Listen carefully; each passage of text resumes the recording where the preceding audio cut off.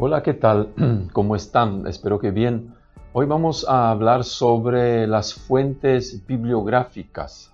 En cualquier trabajo práctico que ustedes se van a tener que enfrentar a lo largo de su carrera, a veces los profesores piden un ensayo, una monografía, un trabajo práctico escrito, grupal, individual.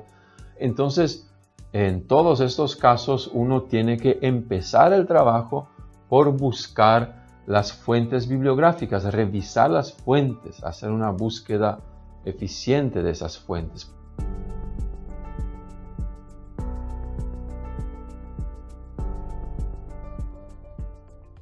Hay que organizarse, ¿no? Porque si no nos organizamos, pues tendemos a terminar de copiar, pegar algunos fragmentos de internet.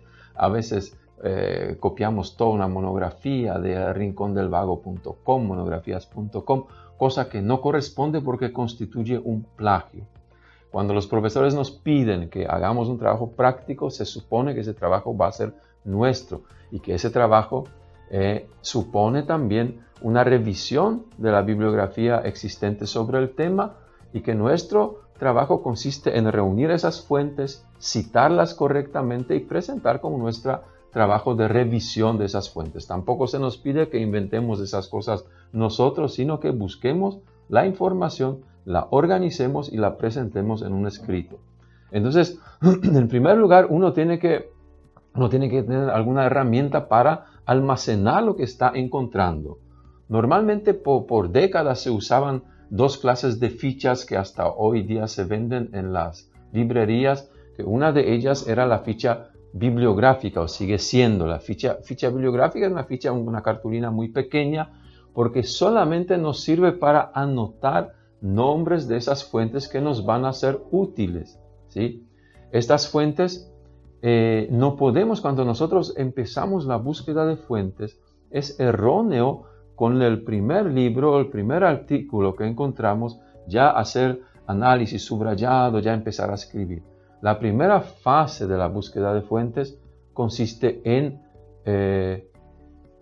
buscar y almacenar solamente lo que nos va a interesar sin hacer una lectura todavía en este momento. Entonces, estas fichas bibliográficas servían para esto. Solamente uno anotaba el nombre, el apellido, el autor, dónde estaba el libro o el artículo en cuestión y seguía buscando. Cuando ya almacenamos una cantidad, 10, 15 fichas, ¿no? 10, 15 fuentes o menos, lo que el profesor pida a veces, entonces ahí recién uno empieza a recopilar estas fuentes, empieza a leerlos. Y para la lectura había otras fichas, digo había, pero sigue habiendo, que son fichas más grandes donde uno puede ir anotando las citas, donde uno puede hacer el resultado de la lectura ya atenta de sus apuntes, ¿no? Y esas fichas de lectura servían después para confeccionar el escrito final y presentarlo al profesor. Esas fichas siguen siendo importantes y son una herramienta útil, pero hoy en la época de la informática, yo le estoy proponiendo usar otra clase de fichas, usar fichas digitalizadas. Algunos ejemplos de esas fichas digitalizadas las tienen en el material de clase, ¿sí? En el material de clase tienen un software que pueden descargar los que manejan software, que es un software especializado para almacenar las fuentes de información que encontramos. Pero también pueden usar registro bibliográfico simple, que es en formato Word, en una tabla parecida a esta que ahora le estoy mostrando, ¿sí? Donde en el lado izquierdo de la tabla, o sea, la fila izquierda de la tabla, sería los campos que se tienen que rellenar para registrar una fuente determinada. Por ejemplo, se registra el autor, el título, la ciudad, y la fila derecha sirve para ingresar los datos de cada fuente en particular. Número de páginas que tiene, ISBN, que es el código que los libros tienen en cualquier parte del mundo, que identifica cada título que sale, en qué lengua, en la localización URL, si es una fuente de internet, ahí podemos señalar. ¿no? La citación, como eso después se tiene que citar según la normativa que cada universidad tiene y que en nuestro caso son las normativas de la APA, sexta edición.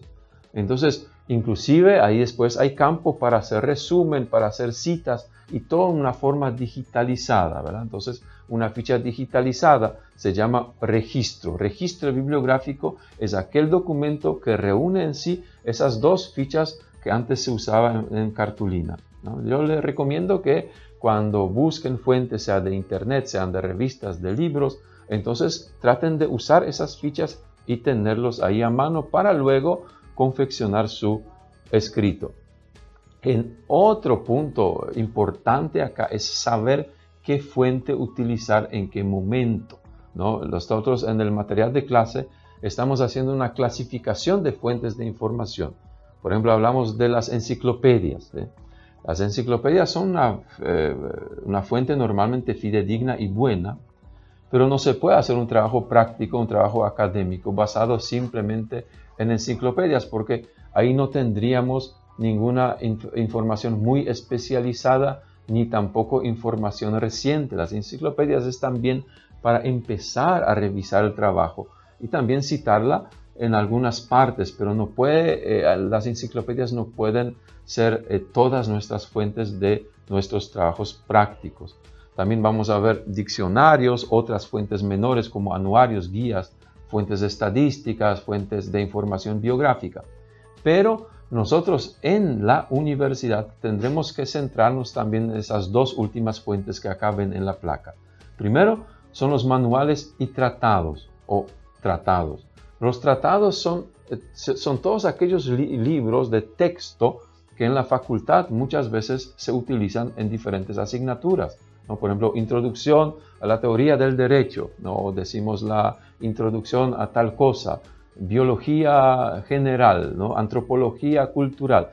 Todos estos libros que no siempre tienen la palabra tratado en su título, son tratados porque sirven para introducir o estudiar una determinada materia, un determinado tema, desde cero hasta cosas más complejas. Por eso son libros por excelencia que se utilizan en las facultades. Pero esos tratados tienen una desventaja y que carecen también de informaciones más recientes, ¿no? Los tratados introducen en forma general, pero lo que ahora mismo se está investigando en cada materia, esos tratados ya no contemplan. Esa información vamos a encontrar exclusivamente en las revistas científicas. Una de esas revistas está editada por nuestra universidad, se llama Arandú UTIC, y ustedes pueden ver cómo es una revista científica que no es un magazine, no es una revista como muy interesante que se ve en los kioscos, sino es como un libro, ¿verdad? Una revista, pero tiene artículos científicos de 20, 30 páginas cada uno. Entonces, cada número sale como un libro. Esos son revistas científicas, pero contienen datos más recientes. Ahora bien, el tema de Internet también quisiera enfatizar para terminar esa clase, porque la intención es que ustedes pues aprendan a buscar mejor la información y utilicen esa fuente. No es la fuente, es más bien el soporte de la información, porque este soporte nos abre realmente muchas puertas que antes no teníamos, ¿no? Internet hizo que hoy en día se hable de lo que el concepto de la biblioteca sin fronteras.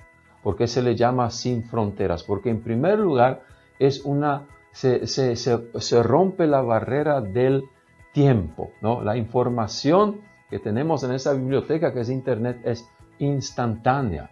No tenemos que esperar lunes si queremos la información sábado de noche, como en las bibliotecas tradicionales lo podemos encontrar al instante, ¿no? La instantaneidad es la característica de estas nuevas tecnologías, de esa nueva biblioteca, entre comillas. La otra característica de Biblioteca Sin Fronteras es la ubicuidad. Si la instantaneidad se refiere al tiempo, la ubicuidad se refiere al espacio, ¿no? Nosotros podemos estar en Paraguay y seguir revisando bibliotecas en Barcelona, Nueva York, Polonia, Italia, Francia, España, ¿verdad? No tenemos, es algo maravilloso, porque una vez que sepamos buscar y tenemos el acceso, ¿verdad? Entonces podemos nuestra nuestro acceso a la información es casi infinito, ¿no? Entonces, ubicuidad. Y también tenemos la posibilidad de leer el mismo libro compartido con otros usuarios, ¿no? Puede haber una sola fuente y esa fuente puede ser leída por 1000 personas al mismo tiempo desde diferentes partes del mundo. También hay una tercera característica que es la universalidad de esas bibliotecas. Nosotros no tenemos límite alguno, podemos buscar la información desde diferentes puntos de vista, inclusive de los menos ortodoxos posible. No hay corte, de nosotros depende desde qué punto de vista queremos estudiar eso. Las bibliotecas tradicionales no tienen eso porque tienen sus políticas, estrategias y ciertas clases de fuentes simplemente no les interesan. Entonces debemos aprovechar Internet como soporte de información. Pero aparece un problema, aparece un pero. Y el pero es el siguiente, es la cantidad de usuarios y la cantidad de información. Yo cuando empecé a enseñar sobre estas tecnologías, sobre el uso de Internet, esto fue en el año 2003, me acuerdo que había en este momento unos 50 millones de usuarios de Internet en todo el mundo, ¿no? Un número que en aquella época nos pareció astronómico. Sin embargo, 3 años después ya había 1.100 millones. El pronóstico para el año 2016 era de 2.000 millones, pero pasa que este pronóstico ya se superó un año antes con 3.000 millones. Y bueno, consecuentemente esas cifras ahora sí son asombrosas, son astronómicas, pero tienen una consecuencia negativa desde el punto de vista de lo que a nosotros nos concierne, que es la búsqueda de información. Y el problema es que hay demasiada información, ¿no? Ese realmente es un problema. La gente, las opiniones que se encuentran por parte de los académicos que buscan estas fuentes, normalmente se expresan que en Internet hay demasiada información, resulta difícil encontrar cosas concretas. Otros dicen en Internet se encuentra de todo, pero a menudo no lo que uno precisamente busca. También se dice que se acaba encontrando información útil, pero se pierde mucho tiempo, ¿no? Creo que si ustedes tuvieron experiencia de búsqueda de datos, podrían compartir esas opiniones. Pero todo eso nos lleva a elaborar unas estrategias de búsqueda, ¿no? Y esas estrategias de búsqueda tienen 3 etapas. En primer lugar, tengo que definir qué busco y por qué lo hago y tener bien en cuenta mi objetivo de la búsqueda. Segundo lugar, definir el itinerario, que es decir, dónde voy a buscar. Y finalmente, evaluar lo que he encontrado. Yo solamente quería hacer mención a este segundo punto, el itinerario, ¿verdad? Tenemos que ver si empezamos por buscadores, que una cosa son motores de búsqueda, índices temáticos, cuándo vamos a usar portales, cuándo comunidades virtuales o bibliotecas virtuales. En este momento, para no alargar demasiado nuestra clase, quería remitirles a un libro que publicó la Universidad Tecnológica Continental, la segunda edición de mi libro sobre cómo escribir monografías, porque este libro tiene un apéndice, pero un apéndice que está disponible, es un material complementario más bien, que se encuentra en la página web que ahora en la placa les estamos mostrando, ¿no? Eso, usted no tiene que preocuparse por copiar esto porque el enlace también se encuentra en la unidad, en el módulo de la clase que ahora estamos desarrollando. Entonces ustedes cuando hagan clic sobre este enlace van a encontrar en PDF ese material complementario y ahí van a tener, no exagero, pero cientos de buscadores diferentes que Google, ¿no? Yo no digo que el Google esté mal, pero también hay buscadores especializados y ustedes con un clic van a poder desplazarse a esos buscadores y tratar de ¿no? ensayar qué resultado de búsqueda les otorgue. Lo mismo los portales, van a encontrar unos portales en español. Esos portales normalmente son para los novatos, para los que poco todavía experiencia tienen, ¿verdad? Porque uno es portal, así como el mismo nombre sugiere, uno entra a Internet, entonces ahí te sugieren por dónde buscar diferentes cosas. Van a tener ejemplos de comunidades virtuales y bibliotecas virtuales a las cuales van a poder desplazarse con un solo clic. Bueno, les deseo éxitos y que aprovechen ese material. Hasta luego.